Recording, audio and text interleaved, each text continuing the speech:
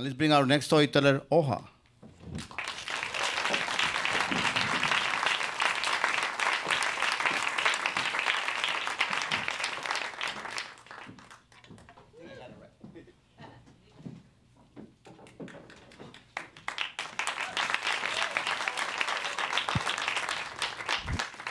Good evening, everybody.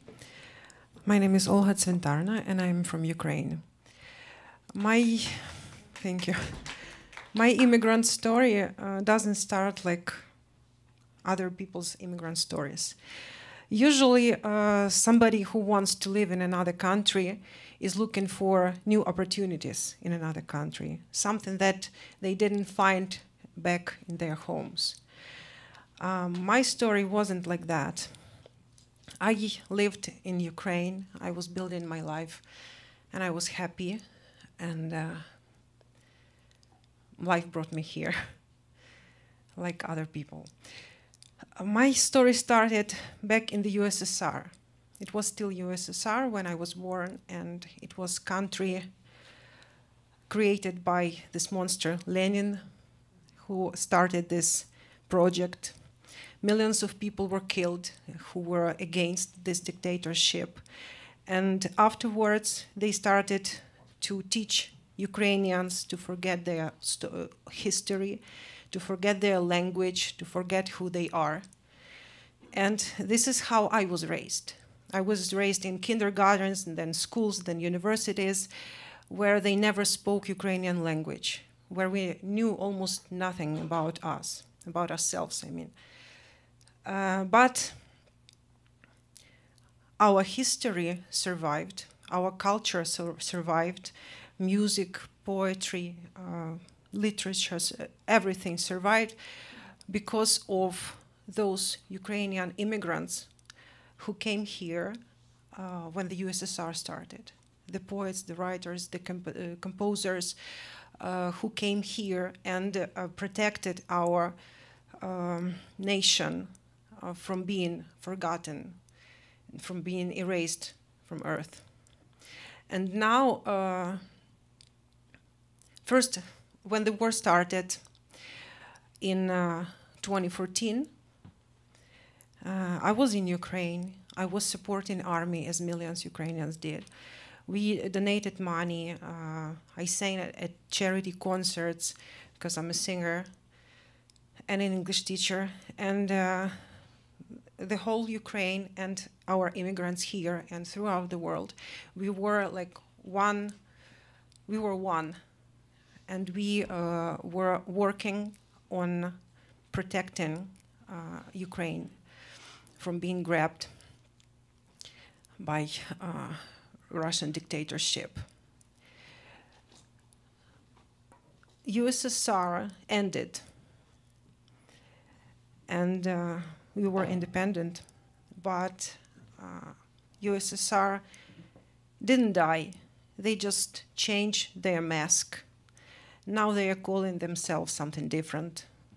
Russian Federation. It could be Russian Empire, whatever. Whatever they call themselves, they are what they are, unfortunately. There are people within this country who are struggling, but they are very few, and their voices are very weak. So I was visiting United States. I was traveling the world. My story is not about crossing the border by risking my life. I was free, I had money, I was happy, and I could travel the world. But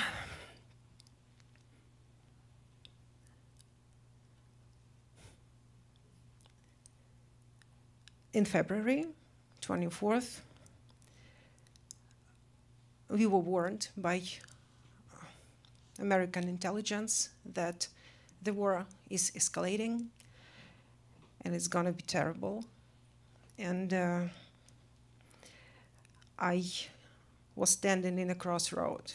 I didn't know to stay and fight or to save my son.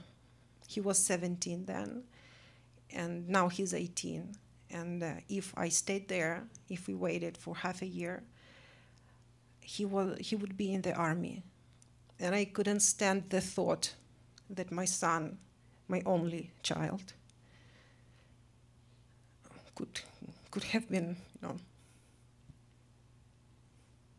could have lost his life. So a mother inside me won, and my husband stayed, of course.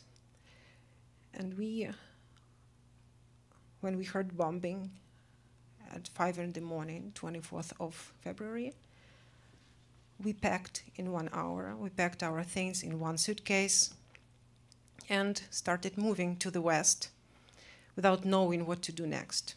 Just grab documents, money, and something for warm clothes, some warm weather, something for cold weather, like each item, one item of each kind of clothes, one suitcase, and we went.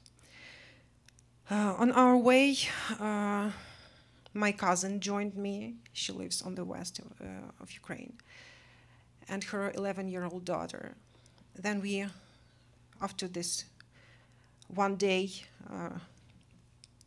journey in the car, we found a bus that would drive us to, that would take us to Poland, and it took us 5 days more in this bus standing at the border, and there were 50 miles, I believe, line of cars, buses, and people just standing in the snow, saving their children. Of course, there were women and children mostly. Men were not allowed to cross the border. And people were losing their minds. They couldn't sleep. Some of them stopped understanding what was going on because it was very hard enduring. But I talked to myself, to my friends, and I persuade myself to be strong because I'm leaving, and there are millions of people who are staying there. And I don't know if there is tomorrow for them. But there was hope for me, for my son, for my cousin, for her daughter. And we had to be stronger. When I crossed the border, when I came to the United States and my friends met us, me and my son, at the airport, I felt like a betrayer, like I left my motherland. I didn't help. Because people were dying, were fighting, and I escaped. But as time goes by, I realized that if I stayed, or my son stayed with me, we would be hiding in basements. Maybe some building would collapse on us, and some people would try to take us out of there and would be wasting their time instead of fighting, struggling, But from here, I'm able to help my country, actually. I sing at charity concerts with American singers, American musicians who support us because they understand that it cannot happen.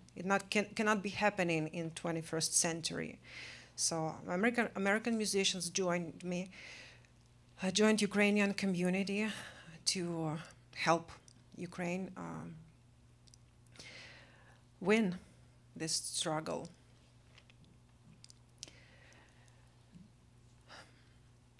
And my story is a story of hope. I don't know what's gonna happen next. I don't know my plans. I didn't come here for opportunities, though I find them everywhere because Americans are welcoming Ukrainians. My son was now accepted to Roosevelt University, and he was granted scholarship. He's a violist. He was a third-year student in Ukraine, and now he's the first-year student here in Roosevelt University. So opportunities are opening in front of us, and we are using them to help Ukraine, to be able to raise money, to talk to people, and to get more help. And I don't know if I'm staying or I'm going back, if I'm immigrant or not immigrant. Meanwhile, I am. Thank you.